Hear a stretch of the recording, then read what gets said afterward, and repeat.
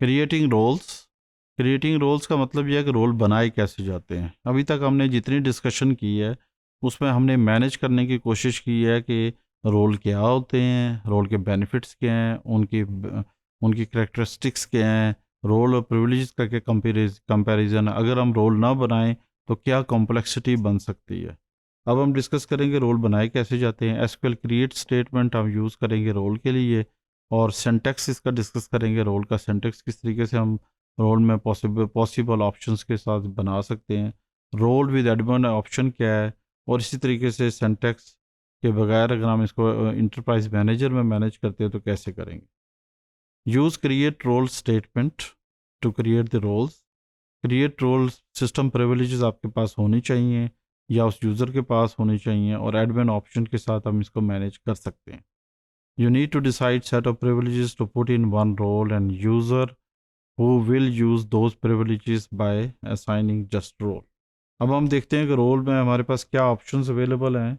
इस particular case में हम देखेंगे कि हमारे पास रोल के अंदर आइडेंटिफाइड और अनआइडेंटिफाइड है, यानी इसका मतलब है कि रोल के अंदर हम पासवर्ड दे सकते हैं। एक्सटर्नली ग्लोबली का मतलब है ऑपरेटिंग सिस्टम लेवल पे कैसे मैनेज करेंगे, या किसी पैकेज के थ्रू भी हम रोल दे सकते हैं जो कि एग्जीक्यूट होता है। Role is a name of role हम कहेंगे। आइडेंटिफाइड का मतलब है no verification is required when enabling the role. Identified का मतलब यह है कि आपने इसको when enable the role manage होता वेरिफिकेशन हो। पासवर्ड का मतलब है कि सिक्योर्ड रोल होना चाहिए, और यूजिंग पैकेज का मतलब है कि एप्लीकेशन रोल होना चाहिए, और enable only when application using authorize packages. और एक्सटर्नली का मतलब यह है कि authorize by an external service such as operating system और थर्ड पार्टी सर्विस, और कोई थर्ड पार्टी सर्विस में सिक्योरिटी सर्टिफिकेट भी आ सकते हैं। और ग्लोबली का मतलब है कि user must authorize to use role by enterprise directory service, जिसे एक्टिव डायरेक्टरी माइक्रोसॉफ्ट भी कह सकते हैं। Role is enabled with set role statement, और इस तरीके से हम रोल को with the help of syntax manage कर सकते हैं। रोल्स विद एडमिन ऑप्शन का मतलब ये है कि हम लिखेंगे क्रिएट रोल, और रोल का कोई नाम दे देंगे। जैसे हम ये कह सकते हैं जी कि अकाउंटिंग ऑफिस है, उसमें जो क्लर्क हैं उनके लिए हमने ये रोल बनाया है।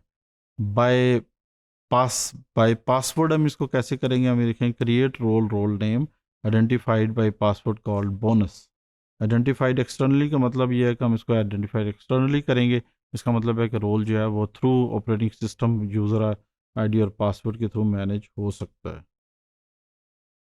इसी तरीके से सिंटैक्स ऑफ एसक्यूएल क्रिएट को हम यूजिंग इंटरप्राइज मैनेजर के थ्रू मैनेज कर सकते हैं, और इंटरप्राइज मैनेजर के थ्रू हम ऑब्जेक्ट और प्रिविलेजेस सिस्टम प्रिविलेज उसी तरीके से एक्सेप्ट कर सकते हैं जिस तरीके से हम प्रिविलेज में देते हैं।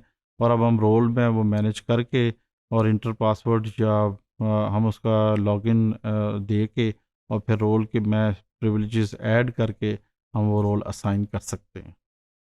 सबसे पहले हम सिस यूज़र से लॉगिन करेंगे। सिस यूज़र के थ्रू हम इसको मैनेज करने करेंगे कि ये इस यूज़र के पास ग्रांट है या नहीं है। तो इस पर्टिकुलर केस में हम इसको मैनेज करेंगे कि grant create role to sys user to Scott so that Scott can manage the roles. ये सक्सेसफुली मैनेज हो गया। अब हम स्कॉट से इससे लॉगिन करते हैं। अब हम करेंगे कि स्कॉट जो है वो एक रोल बनाएगा, या सिस भी बना सकता है, लेकिन हम चाहते हैं कि स्क्वाड बना ले। तो आप इसके थ्रू जो है वो इसको मैनेज करेंगे, और इस पे जब हम कर लेंगे तो अब हम इसको हम ये बनाना चाहते हैं कि स्क्वाड के जो रोल्स हैं वो इसको असाइन हो जाएं। तो अगर हम इसको रन करेंगे तो सक्सेसफुली हो जाएंगे। अब हम ग्रांट रोल टू U1, तो U1 हमारे पास यूज़र है और इसको ग्रांट कर रहे हैं। तो इस तरह हम इस पर्टिकुलर केस में एक रोल जो है वो साइन कर दिया है। अब हम टेस्ट करते हैं यूज़र U1 पे लॉगिन करेगा और वो इसको लॉगिन कर सकता है। हम लिखते हैं कौन U1/U1, और फिर इसके बाद हम इसको सेलेक्ट स्टार फ्रॉम code.eap करते हैं और देखते हैं ये चल गया या नहीं। तो ये सक्सेसफुली चल गया। इसका मतलब है रोल के थ्रू हमने जो साइन किया था वो चीज़ें मैनेज हो गई हैं। इसी तरीके से हम ग्रांट की वैल्यूज़ को रोल को दे सकते हैं।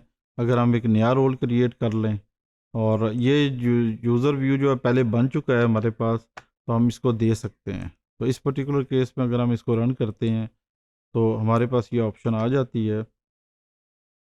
इसका मतलब है कभी हमने जो इसको रन किया है वो क्रिएट रोल के हिसाब से किया है। हमारे पास इस वक्त लॉगिन जो है वो गलत यूज़र है, इस वजह से हम इसको नहीं कर रहे। तो इसको जब हम कनेक्ट करेंगे गॉड टाइगर से तो फिर हम इसको मैनेज कर सकते हैं, जैसे अभी हमने किया है। अब हम पेस्ट करेंगे तो ये कमांड जो है सक्सेसफुली रन हो जाएंगी। तो ये देखें अब आप सक्सेसफुली रन हो गई हैं। अब पर्टिकुलरली U1 यूज़र जो है इसको मैनेज कर सकता है। तो अगर हम इसे कहते हैं कनेक्ट U1/U1, तो इसको थ्रू अगर हम करते हैं select asterisk from V$V_sale EMP, तो ये हमारे पास ऑप्शन आएगी V_sales EMP के जो ऑप्शन है वो अवेलेबल नहीं है। तो अगर हम इसको स्कॉट के थ्रू रन करेंगे तो ये हमारे पास अवेलेबल हो जाएगी। तो इस पर्टिकुलर केस में हम ये कह सकते हैं कि हमारे पास जो ऑप्शंस हैं, या हम इसको रन करके देखते हैं हमारे पास कौन कौन से व्यूज़ शामिल हैं। सेलेक्ट स्टार फ्रॉम टैब भी कर सकते हैं। तो इस केस में हमारे पास सिर्फ EMP है, तो थ्रू EMP भी हम कर सकते हैं, और स्कॉट जो है वो रोल बना सकता है और ये उसको असाइन कर देगा। तो this is how we can do it. तो इस पर्टिकुलर केस में जो कमांड रन नहीं हुई है उसके लिए अगर हम ये कमांड रन करके देखते हैं तो फिर हमारे पास ये चल पड़ेगा, क्योंकि इस वक्त उसको EMP शामिल है। तो EMP की वजह से ये रोल हमें इसको असाइन नहीं हुआ है। तो इसको हम दोबारा चला लेते हैं। अगर हम इसे कनेक्ट करते हैं, कनेक्ट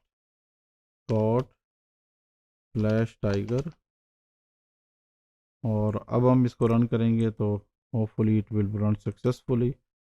तो अब ये सक्सेसफुली एग्जीक्यूट हो गया है।